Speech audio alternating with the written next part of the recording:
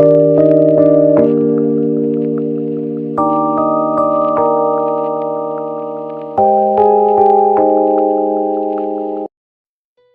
दिनों चारों तरफ एक ही जयकारा गूंज रहा है, गणपति बप्पा मोरया। अब सवाल यह है कि यह मोरया क्या है? मौर्य से इसका कोई ताल्लुक है या गणपति का ही यह कोई नाम है? इस मोरया शब्द के पीछे का इतिहास बिल्कुल ही अलग है। गणेश चतुर्थी से गणेश विसर्जन तक मोरया गुंजन की धूम रहती है। यह तो हम जानते ही हैं कि भारत में देवता ही नहीं, भक्त भी पूजे जाते हैं। आस्था के आगे तर्क, ज्ञान, बुद्धि जैसे उपकरण काम नहीं करते। गणेश चतुर्थी, जिसे विनायक चतुर्थी के नाम से भी जाना जाता है। भगवान गणेश कोई साधारण देवता नहीं है। वे नई शुरुआत के अग्रदूत और सभी बाधाओं को दूर करने वाले हैं। इसीलिए चाहे आप कोई नया काम शुरू कर रहे हों, नए घर में जा रहे हों, सब कुछ सुचारू रूप से चले, यह सुनिश्चित करने के लिए भगवान गणेश का ही आवाहन किया जाता है। गणेश चतुर्थी पूरे भारत में उत्साह के साथ मनाई जाती है। यह महाराष्ट्र के लोगों के दिलों में एक विशेष स्थान रखती है। यहाँ त्योहार सिर्फ एक धार्मिक आयोजन नहीं है। गणेश चतुर्थी उत्सव के दौरान भारत के कोने कोने में गणपति बप्पा मोरया का जाप गूंजता है। इसके पीछे एक रोचक कथा है। यह कथा है एक भक्त और भगवान की, जहां भक्त की भक्ति और आस्था के कारण भक्त के साथ हमेशा के लिए जुड़ गया भगवान का नाम।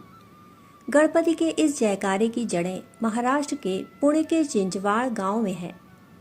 कहानी 14वीं शताब्दी की है और मोरया गोसावी नाम के एक महान भक्त के इर्द गिर्द घूमती है।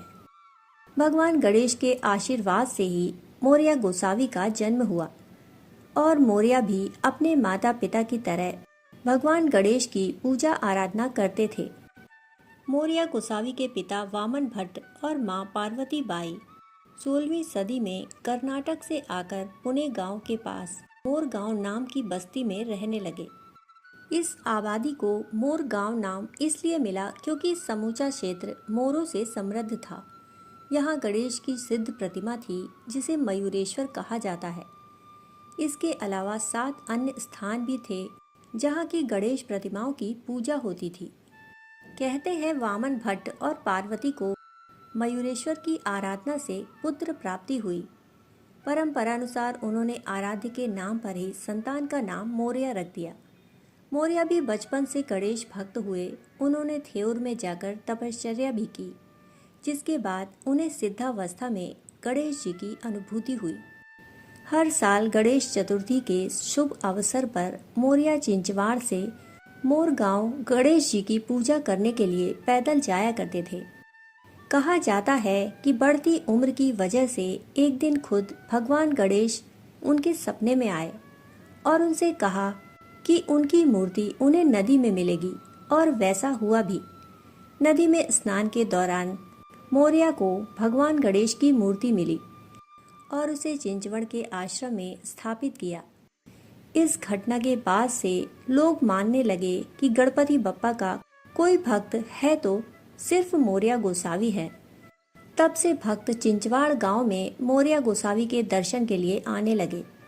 कहा जाता है कि भक्त गोसावी जी के पैर छूकर मोरया कहते और संत मोरया अपने भक्तों से मंगल मूर्ति कहते थे, और तब से ऐसे हुई मंगल मूर्ति मोरया की शुरुआत। भगवान गणेश के प्रति उनकी अटूट भक्ति इतनी गहरी थी कि वह देवता की पूजा का पर्याय बन गए। गणपति बप्पा मोरया मंत्र भगवान गणेश और उनके परम भक्त मोरया दोनों को एक श्रद्धांजलि है। बाद में उन्होंने यहीं पर जीवित समाधि ली। उनके पुत्र चिंतामणि ने बाद में समाधि पर मंदिर की स्थापना की। यही नहीं, आसपास के अन्य गणेश स्थानों की सार संभाल के लिए भी मोरया गोसावी ने काम किया।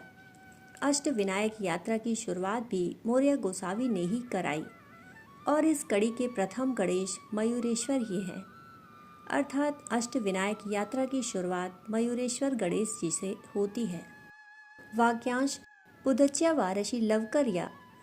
अक्सर मंत्र के बाद आता है, जिसका अनुवाद अगले साल जल्द ही वापस आना होता है, जो भक्तों की देवता की वापसी की लालसा को व्यक्त करता है। पिछले कुछ सालों में पर्यावरण अनुकूल समारोहों की ओर एक महत्वपूर्ण बदलाव आया है और इस बदलाव का नेतृत्व पर्यावरण अनुकूल गणेश मूर्तियों को अपनाना है। मूर्ति निर्माण के लिए प्राकृतिक सामग्रियों का उपयोग करना वास्तव में अपनी जड़ों की ओर लौटना है, अपने पूर्वजों की सदियों पुरानी परंपराओं को अपनाना है।